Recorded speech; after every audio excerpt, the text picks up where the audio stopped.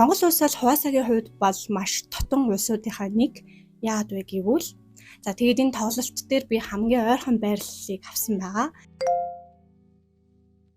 Сайн уу K-pop баримт YouTube сувагт маань тавтай морил K-pop Jericho байна. Ойрхон мэдээлэл ороод гоё байна уу. Тэгээ өнөөдрийн мэдээлэл ер нь жоохон төлөвлөж байсан ч гэсэн ийм хурдан мэдээлэл гарна гэдгийг нь ерөөсөө мдээгүй. Тэгээд мэдээж хийх ёстой. Яг үл хаваасаа Монголд ирэх чинь шүү дээ. Хаваасагийн ер нь бол карьерийн замнал ямар хөө байсан бэ? Тэгээд тоглолт Монголд хийх тоглолтын талаар мэдээллийг хүргэн яг энэ хоёр мэдээллийг баримтлаад хүргэн гэсэн үг. За хаваасаа бол Мамама амлын хамгийн отгон гишүүн. За Мамама амтлаг бол 2014 онд ингээд дебютээ хийж байсан. Тэгээ 2018 оноос эхлээд ерөөдөө ирчийг авч гарч ирсэн тийм охтын хамтлаг байна. За ер нь бол Мамама хамтлагт орохоос өмнө нэг сонгон шалгаруултанд ороод тэгээд үзүүлэлт тэмцэх үгүйгээ ингээд шүүгчээс асуусан чинь шүүгч өөдөөс нэг ингэж хэлдэг. Чи үнэхээр гой хоолойтой, өвөрмөц хоолойтой. Даач чи тарган бас царай муутай гэж хэлээд тэмцээг өгж яахгүй. Энэ үгийг сонссныхоо дараа хаваасаа гэртээ очингуудаа уйлаад хүсэл мөрөөдлийн ерөөхдөө баг унтраах үг хэлж байгаа штэ. Тэгэнгүүтээ өөртөө тийм зориг тавьсан баа.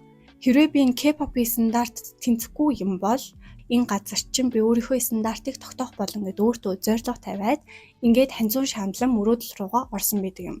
Анх Мамама хамтлаг дебютээ хийж байх хүртэл энэ хаваасаа ямар царай муутай юм бэ гэд анх ингээд дебют хийж байх үедээ маш их тийм шүүмжлэл авч ирсэн. Хэрвээ Мамама хамтлагт хаваасаа байхгүй байсан бол энэ хамтлаг хөөхөн гэж хэлэгдэх байсан гэд энэ тентхийн маш их шүүмж авдаг байсан. Түүний нэрийг Анхээжэн гэдэг.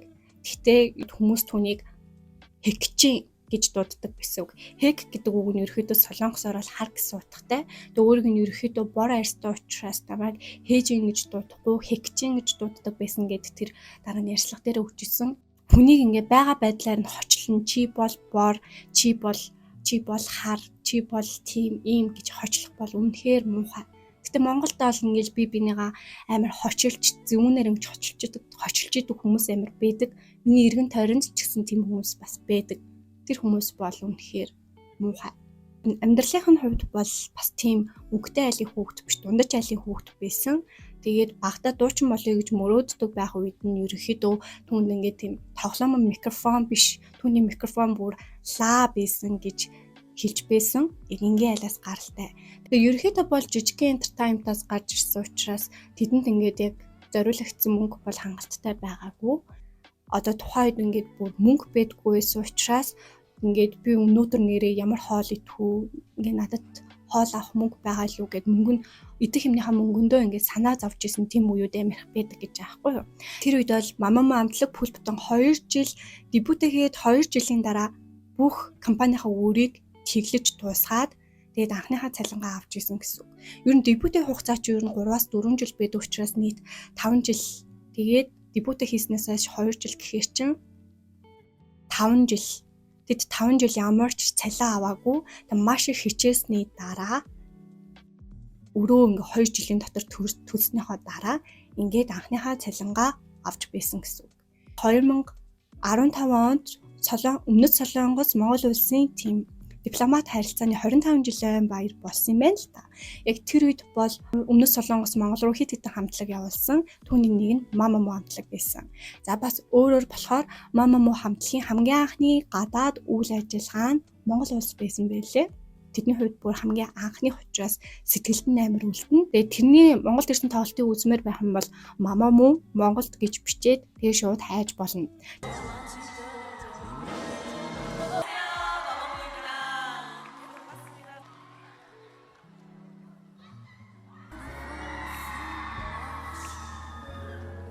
Монгол шүтэн бишигчтэй байсан надад бас амар таалагдчихсан.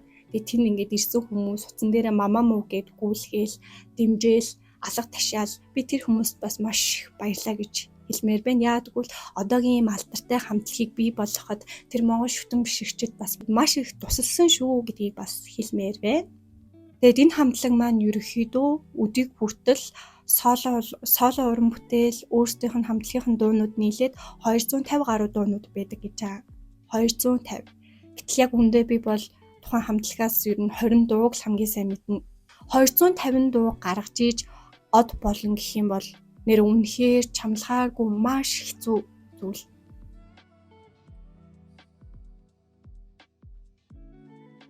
K-pop одод бол хит туранхай байх ёстой гэдэг стандартыг бол өөрчилсөн. Одоо түүний Carby буюу юм галбирлаг биеийн үнэхээр алдартай. Бас дээрэс нь олон улсын шүтэн бишигчдэд хүртэл яг энэ байгаа байдлаараа ингээд татчих байсан. За өөрийнхөө биеийн стандартыг тогтоож чадчихаа. Хөөрхөн байх ёстой. Солонгос айдолууд хөөрхөн байх ёстой гэдэг стандартыг эвдсэн. Маш их өөртөө итгэлтэй. Тэгээд дог. Тийм байгаа учраас бусад маш их хайрлагдаж эхэлсэн. Тайзан дээр өөрийнхөөрөө дог байгаа байдал нь одоо олон улсын шүтэн бишигчдэд татхаас гадна K-pop-ийн том айдолуудыг бүр амын ангаалгатал янз янзын гоё үзүүлбэрүүд үзүүлж чадсан. BTS reaction бүр амар. За тэр дундаа бүр Jackson-ы reaction бол домог шүү дээ.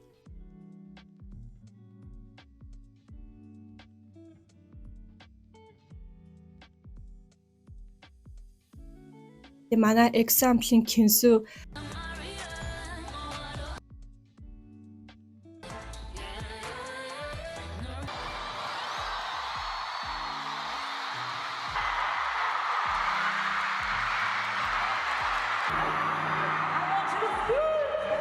хамтлагуудын чүтэл амыг ангаалгаж байгаа тэр реакшнууд нь яаж ч юм тухайн тэр хамтлагуудын шүтэн бишигчдийг Mamamoo ингээд явуулахад маш том түүчээ болсон зүйл гэсэн. Mama Music Awards дээр болохоор Dua Lipa-тай дэлхийн од Dua Lipa-тай хамт үзүүлбэр үзүүлж байсан. Тэгээ Dua Lipa хүртэл өөрт нь Хуваасаа чи бол миний сахиусан тэнгэр шүү гэж бүр хэлжсэн. Энэ хоёрын харилцаа бол үнэхээр гоё. Тэгээ дэлхийн одтой хамт хамдарч байна. Хуваасаа маань хамтлагаасаа хамгийн түрүүлж соло дебютээ хийсэн уран бүтээлч. За түүний хамгийн анхны дуу нь болохоор My Heart гэж сонсчихсан. Бүрэн ингээ видео бичлэгтэй дуу нь болохоор Tweet гэдэг дуу байгаа. Миний хамгийн дуртай хоёр дуу бол Maria гэдэг дуу байгаа. За Maria дуу бол маш утга учиртай дуу. Одоо ингээ Хуваасаа Mamamoo хамтлаг ингээд од болцсон чинь түүний ингээ тайзан дээр ингээд өмссөн хувцас бас л байгаа байдал царай төсөөр нь гойчилсан, шүүмжилсэн, хейтэлсэн хүмүүс маш их ихссэн. Маш олон ингээд хейт сэтгэлүүд ирдэг болохоор хаяа тэнд сэтгэл зүйд амар их нөлөөлдөг. Тэгээ бүр ингээ K-pop индустригаас гарах хүсэлтэй байгаагаа ч хүртэл өмнө нэг хэлж ирсэн. Maria дуу нь болохоор тийм их өөрийг нь хейтэлж байгаа. Миний хейтэнд өртсөн хүмүүст зориулагдсан гайхалтай дуу. Түүний ч хэрээр энэ дуу нь бол бас дэлхийн түвшинд танигдсан. Одоо YouTube дээр 328 сая хүн үзсэн байдаг.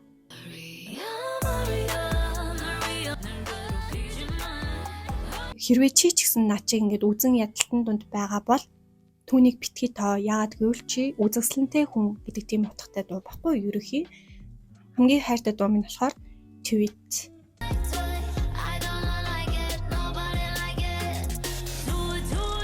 Өөрийнхөө түүхээс сэдвүүлэн бүтээжсэн. Тухайн үед хэдэн жилийн өмнө найз залуутай байсан. Тэгтээ тэр найз залуу нь яг өөрөөс нь өөр хүнийг мэдэхгүй, яг өөрөөс нь өөр юу байдгийг мэдэхгүй тийм амар гүнзгий дурлсан учраас түүн надаас өөрийг мэдэхгүй тийм мунхаг гэсэн тийм хайрын тухай дуу байдаг. Би яг энэ дуугийн сонсоод нэр нь Хуваасаа үнэн ч шүтэн бишигч болсон. Өөрөө бас 2023 онд Хуваасаа үерхэж бай гэсэн мэдээлэл гарч ирсэн. Тэр нь болохоор алдартай биш хүн өөрөөс нь 12 насаар ах. Энэ нь одоо үерхэд аль хэдийн 7 дахь жилээ огтж байна. Гэтэ салсан гэх тийм цуурхал бол ерөөсөө гараагүй байгаа. Тэгээд ерөөхдөө K-pop industry, K-pop салбарт ажиллаж исэн тийм хүн байна. Тэгээд анх Хуваасаа өөрөө үерхий гэдэг саналыг тавьж байсан гэсэн.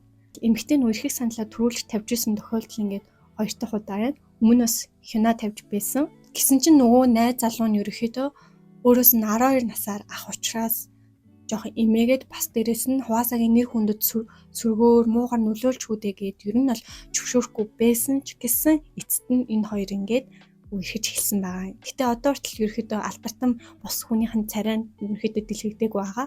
Дэлгэхийг хүсэхгүй байгаа юм чинь тэгтлээ ингээд хайгаад байх нь бас яс зүг байх гэж би бодож байна.